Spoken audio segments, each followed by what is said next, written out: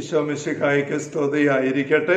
ഈശോയിൽ ഏറ്റവും സ്നേഹിക്കപ്പെട്ട സഹോദരരെ, ആഭ്യന്തര കർമ്മീയ ആത്മീയതയുടെ 185 സെഷനാണല്ലോ ഇത്.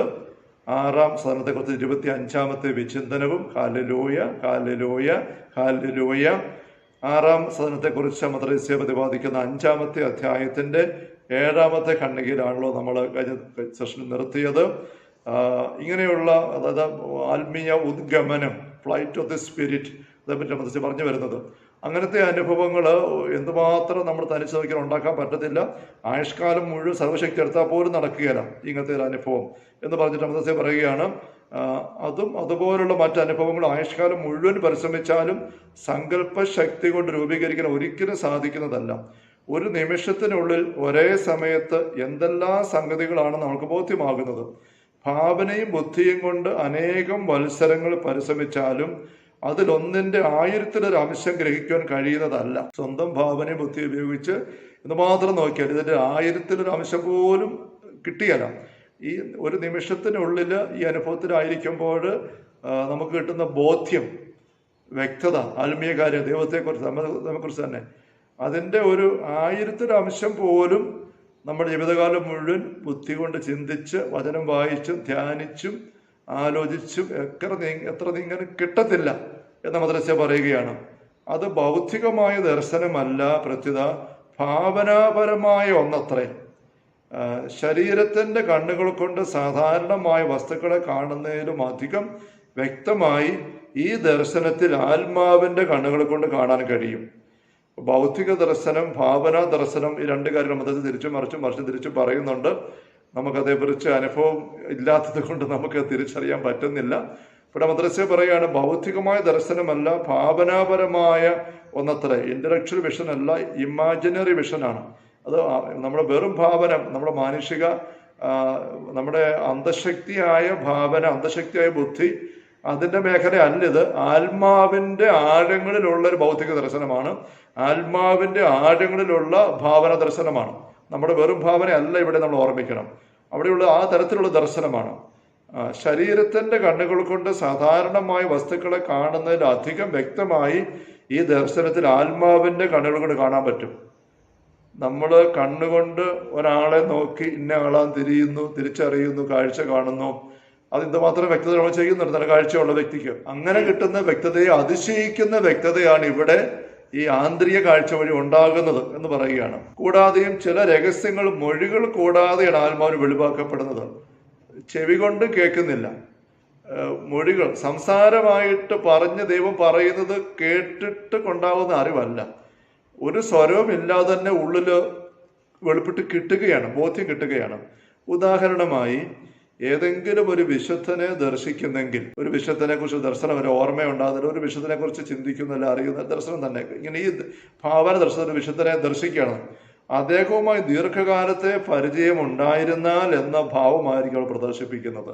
അതാണ് മനസ്സിൽ വരുന്ന ഉദാഹരണം. അപ്പം ഇങ്ങനെയുള്ള ഒരു ആത്മീയ അനുഭവത്തിൻ്റെ നടുവിൽ പെട്ടെന്നൊരു വിശുദ്ധൻ്റെ ദർശനം ഉണ്ടാകുന്നു. ആ വിശുദ്ധൻ്റെ ദർശനം ഒരു നിമിഷമാണ് ഉണ്ടാകുന്നത്. പക്ഷെ അങ്ങനെ ഉണ്ടാകുമ്പം നമുക്ക് ഒരുപാട് നാളായിട്ട് അടുത്തിടപെട്ട് അറിയാവുന്ന ഒരു വ്യക്തിയെ കാണുന്നത് പോലെ ഉള്ള ഒരു അനുഭവമാണ് ഉണ്ടാകുന്ന മദ്രസ്യ പറയുകയാണ്.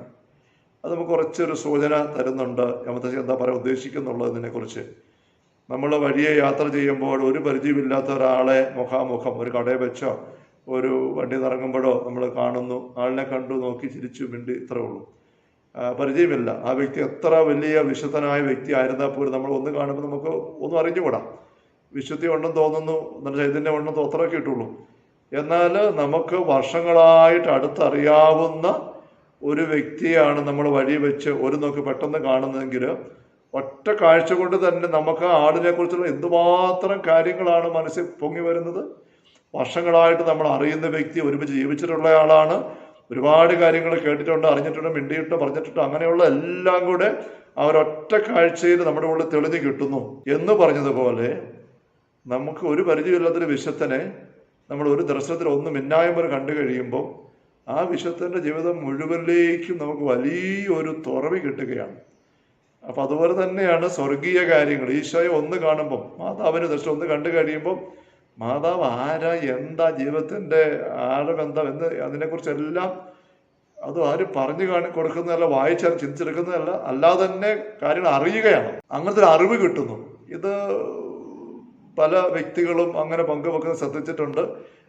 ഒരു വ്യക്തിയോട് ഒരിക്കൽ പറഞ്ഞ പെട്ടെന്ന് തന്നെ മനസ്സിൽ വരികയാണ്. ഒരു പ്രാർത്ഥനയിൽ യേശുപിതാവിനെ ഒരു ദർശനത്തിൽ കണ്ടു അത്രേ. കണ്ടു കഴിഞ്ഞപ്പോൾ അതേപ്പറ്റി ആ വ്യക്തിയോട് പങ്കുവെക്കുന്നത് യേശുപിതാവിൻ്റെ വാത്സല്യവും ആ പൈതൃക സ്നേഹവും നമ്മുടെ നിരക്കുള്ളൊരു മക്കളുടെ മക്കൾ എന്ന പോലെ നോക്കുന്ന നോട്ടമൊക്കെ എന്തുമാത്രമാണെന്നുള്ള എത്ര പറഞ്ഞാലും പരാതി അതുപോലെ എന്തുമാത്രമാണ്. അപ്പോൾ അങ്ങനെ യേശുപിതാവിനെ കുറിച്ച് ഒത്തിരി കാര്യങ്ങൾ ആ വ്യക്തിക്ക് ഈ ഒരു ദർശനത്തിൽ കിട്ടിയതായിട്ട് തിരിച്ചറിയുകയായിരുന്നു. അതാണ് എല്ലാ ദർശനങ്ങളകത്ത് അനുഭവം ഉണ്ടാവും. മാതാവിൻ്റെ ദർശനം കിട്ടുന്ന ഇതിൽ പറയാറുണ്ട്, ഇതുപോലെ എന്തൊരു സൗന്ദര്യമാണ്, എന്തൊരു വിശുദ്ധിയുടെ തിളക്കമാണ്, അത് എത്ര പറഞ്ഞാലും തിരിയത്തില്ല. അങ്ങനെ ഒരു അതിസ്വാഭാവിക അവബോധം, അറിവ് ഓരോ ദർശനത്തിലൂടെയും ഉണ്ടാകുന്നുണ്ട്. അങ്ങനെയെങ്കിൽ ഇതുപോലെയുള്ള ഒരു ആറാസദന അനുഭവത്തിൽ ഒരു വ്യക്തിക്ക് കിട്ടുന്ന ഒരു ഇമാജിനേഷന്റെ തരത്തിലുള്ള ഇമാജിനറി വിഷൻ, നമ്മൾ പറയുന്ന രീതിയിലുള്ള വിഷനിൽ വരുന്നത് അറിവ് എത്ര ആഴമായിരിക്കും നമുക്ക് അല്പം ചിന്തിക്കാനായിട്ട് സാധിക്കട്ടെ. 8ാമത്തെ ഖണ്ഡിക, ചിലപ്പോൾ കണ്ണുകൊണ്ട് കാണുന്നതിന് പുറമെ ഭൗതിക ദർശനം മൂലം മറ്റു വസ്തുക്കളെയും വിശേഷ മാലാഖമാരുടെ സമൂഹത്തെയും അവരുടെ മധ്യത്തിൽ ദിവ്യരക്ഷകനെയും ആത്മാവ് ദർശിച്ചെന്ന് വരാം. അപ്പോൾ ഒരു വിശുദ്ധനെ മാത്രമല്ല, മറ്റു വിശുദ്ധരെ, മാലാഖമാരെ, ചിലപ്പോൾ സ്വർഗത്തിലെ ഈശോയെ തന്നെ ഒക്കെയുള്ള ദർശനം, ഭൗതിക ദർശനം, ഭാവന ദർശനം വയ്ക്കട്ടെ കിട്ടും. ശരീരത്തിൻ്റെ ആത്മാവിൻ്റെ കണ്ണുകൾ കൊണ്ട് ഒന്നും കാണാതെ വിസ്മയനീയവും അവർണ്യവുമായ ഒരു ജ്ഞാനത്തിൽ നിന്ന് ഞാൻ പറയുന്ന സംഗതികളും വിവരണാതീതമായ മറ്റനേക കാര്യങ്ങളും അവർക്ക് ബോധ്യമാവുകയും ചെയ്യും. വിവരണാതീതമായ ഒരുപാട് കാര്യങ്ങൾ കണ്ണുകൊണ്ട് കണ്ടതല്ല, ചെവി കൊണ്ട് കേട്ടതല്ല, വായിച്ചതല്ല, അറിഞ്ഞതല്ല, പറഞ്ഞതല്ല, ഒന്നും അല്ലാതെ തന്നെ പെട്ടെന്ന് ഒരുപാട് കാര്യങ്ങൾ ബോധ്യമാകും. എന്നേക്കാൾ സാമർഥ്യമുള്ള ഒരാൾക്ക് അവയുടെ അനുഭൂതിയുള്ള പക്ഷം വിവരിക്കാൻ സാധിച്ചേക്കും. നമ്മൾ തന്നെ പെരുത്തൻ എത്ര എളിമയാണ് ചിന്തിക്കുന്നത്. എനിക്ക് സാമർഥ്യമില്ല, അവിടെ എനിക്കിത് വിശദീകരിക്കാൻ പറ്റുന്നില്ല, എനിക്ക് ഇത്രേ പറ്റുന്നുള്ളൂ, എനിക്കാണെങ്കിൽ ബഹു പ്രയാസമാണ്. ഇവയെല്ലാം സംഭവിക്കുമ്പോൾ ആത്മാവ് ശരീരത്തിലാണോ അല്ലയോ എന്ന് പറയാൻ എനിക്ക് നിവൃത്തിയില്ല. ആത്മാവ് ശരീരത്തിലാണെന്നോ ശരീരത്തിൽ ആത്മാവില്ലെന്നോ ശപഥം ചെയ്യാനും ഞാൻ തയ്യാറില്ല. ഇതൊന്നും പറയാനെ കൂടെ പറ്റിയല്ല. ആത്മാവ് ശരീരത്തിൽ നിന്ന് മാറിപ്പോയി, ശരീരം ആത്മാവിലല്ല, വേർപെട്ടു പോയി. അങ്ങനെ തന്നെ മതസേ പറയണം, അങ്ങനെ അല്ലെന്ന് പറയാൻ എനിക്ക് പറ്റിയല്ല, ആണെന്ന് പറയാനും പറ്റുന്നില്ല, ഇത് വിശദീകരിക്കാനും പറ്റുന്നില്ല. പക്ഷെ ഇതാണ് എൻ്റെ അനുഭവം. Hallelujah, hallelujah, hallelujah. 9ാമത്തെ ഖണ്ഡിക, സൂര്യൻ സ്വന്തം സ്ഥാനം വിടാതെ ആകാശത്തിൽ നിന്നുകൊണ്ട് രശ്മികളെ നമ്മുടെ പക്കൽ വരെ നീട്ടുവാൻ മാത്രം അത്ര പ്രഭാവവാനാണല്ലോ എന്ന് ഞാൻ പലപ്പോഴും ചിന്തിച്ചിട്ടുണ്ട്. വേറൊരു ഉദാഹരണത്തിൽ മനസ്സിലേക്ക് വരികയാണ്. സൂര്യനും സൂര്യൻ്റെ പ്രകാശം നമ്മിലേക്ക് എത്തിക്കുന്നതും. സൂര്യൻ സ്വന്തം സ്ഥാനം വിടുന്നില്ല, അത് എവിടെയാണോ ആയിരിക്കുന്നത് ആകാശത്തിൽ, സ്പേസിൽ, അവിടെ തന്നെ നിൽക്കുന്നു. പക്ഷെ അവിടെ നിന്നുകൊണ്ട് തന്നെ സൂര്യൻ്റെ ചൂടും വെളിച്ചവും പ്രകാശവും ഒക്കെ ഇവിടെ നമ്മളായിരിക്കുന്നിടത്തേക്ക് എത്തിക്കുന്നു. അങ്ങനെ ഉദാഹരണത്തിൽ മനസ്സിൽ വരികയാണ്. സൂര്യനും രശ്മികളും പോലെ അത്ര ആത്മാവിൻ്റെ ചൈതന്യവും തന്നിമിത്തം സാക്ഷാൽ നീതി സൂര്യനിൽ നിന്ന് സിദ്ധിക്കുന്ന ചൂടിൻ്റെ ശക്തിയാൽ സൂര്യനെ പോലെ അവൾക്കും സ്വസ്ഥാനത്ത് നിന്നുകൊണ്ട് ബഹിർഗമിക്കുവാനും ഉയരുവാനും പാടില്ല എന്ന് ഞാൻ ആലോചിച്ചിട്ടുണ്ട്. സൂര്യൻ സ്ഥലം മാറാതെ ആയിരിക്കുന്നിടത്തായിരുന്നു കൊണ്ട് തന്നെ തൻ്റെ സാന്നിധ്യം ഭൂമിയിൽ എത്തിക്കുന്നു, അനുഭവിപ്പിക്കുന്നു എന്ന് പറഞ്ഞ പോലെ ദൈവം, യഥാർത്ഥ സൂര്യൻ ദൈവമാണല്ലോ. ആ ദൈവ സൂര്യൻ്റെ ചൂട് കൊണ്ടും പ്രകാശം കൊണ്ടും ആത്മാവ് ഇപ്പോഴും ഭൂമിയിലായിരിക്കുന്ന സ്ഥലത്ത് എവിടെയാണ് അവിടെ ആയിരിക്കുമ്പോൾ തന്നെ ദൈവത്തിലേക്ക് ഉയർന്നു പോകാനും ഇവിടുന്ന് മാറാതെ തന്നെ അങ്ങോട്ട് ചെല്ലാനും പറ്റുമല്ലോ. ഈ ഉദാഹരണം അല്പം അവ്യക്തതയുണ്ട്, ചില വ്യക്തതയുണ്ട് അതിനകത്ത്. ഇത്ര മുതൽ അമദ്രസ് പറയും, എന്താണ് ഞാൻ ഈ പറയുന്നതെന്ന് എനിക്ക് തന്നെ നിശ്ചയമില്ല, എന്താണ് ഞാൻ ഈ പറയുന്നത് എനിക്ക് തന്നെ നിശ്ചയമില്ല. സൂര്യൻ്റെ കാര്യം പറഞ്ഞു, യഥാർത്ഥ സൂര്യൻ ദൈവമാണെന്ന് പറഞ്ഞു.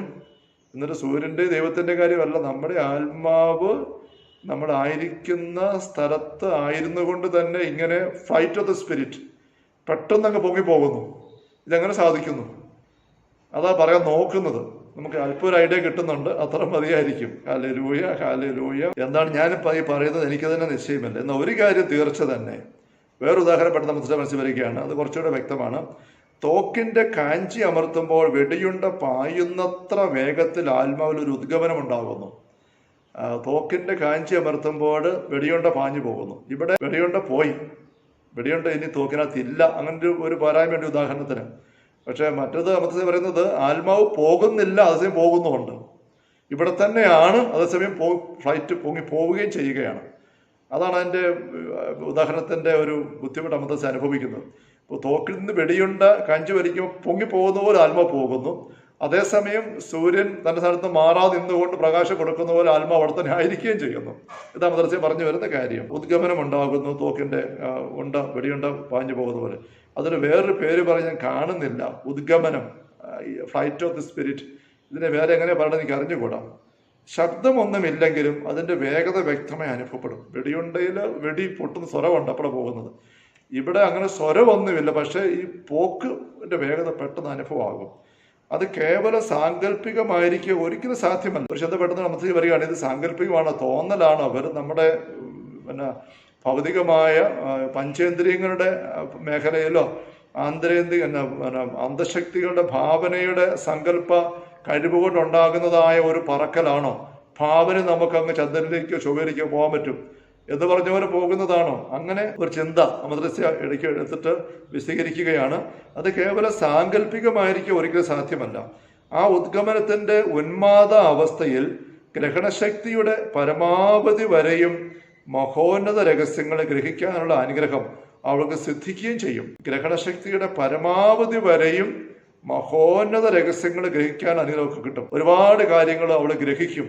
ഇത് സാങ്കല്പികമായിരിക്കാൻ പറ്റത്തില്ല. സാങ്കല്പികമായിട്ട് നമ്മൾ ചന്ദ്രനിലേക്കോ ചൊവ്വയിലേക്കോ സ്വർഗത്തിൻ്റെ എന്തെങ്കിലും വിവരണം വചനത്തിൽ കാണുന്ന വെച്ചുകൊണ്ട് ദൈവസിംഹാസന മുമ്പിലേക്ക് നമുക്ക് ഭാവന കൊണ്ട് നമുക്ക് ചെന്ന് കഴിഞ്ഞാൽ നമുക്കൂടെ ഒന്നും ഇങ്ങനത്തെ ഒരു അറിവ് കിട്ടിയല്ല, അവബോധം കിട്ടിയ, ജ്ഞാനം കിട്ടിയല്ല. നമ്മൾ വചനത്തിലെ ഒരു സ്വർഗരംഗം വെളിപാട് 4 സ്വർഗത്തിൽ തുറന്ന വാതില് അവിടെ കണ്ട കാര്യം യോഹന്നാൻ എഴുതിയിട്ടുണ്ട്. അത് വായിച്ചിട്ട് ഭാവനയിലെ രംഗമെല്ലാം ഓർത്തിട്ട് അങ്ങോട്ട് കയറി ചെന്ന് നോക്കിയാൽ വചനത്തിൽ എഴുതിയിരിക്കുന്ന കാര്യങ്ങൾ ഒന്നും വായിച്ച് ധ്യാനിക്കാമെന്നുള്ളതല്ലാതെ അതിനപ്പുറം അവിടുത്തെ കാര്യങ്ങളൊന്നും നമുക്ക് കിട്ടുന്നില്ല. പക്ഷെ ഇവിടെ യഥാർത്ഥം നമ്മൾ കാണുന്ന പോലെ തന്നെയാണ്.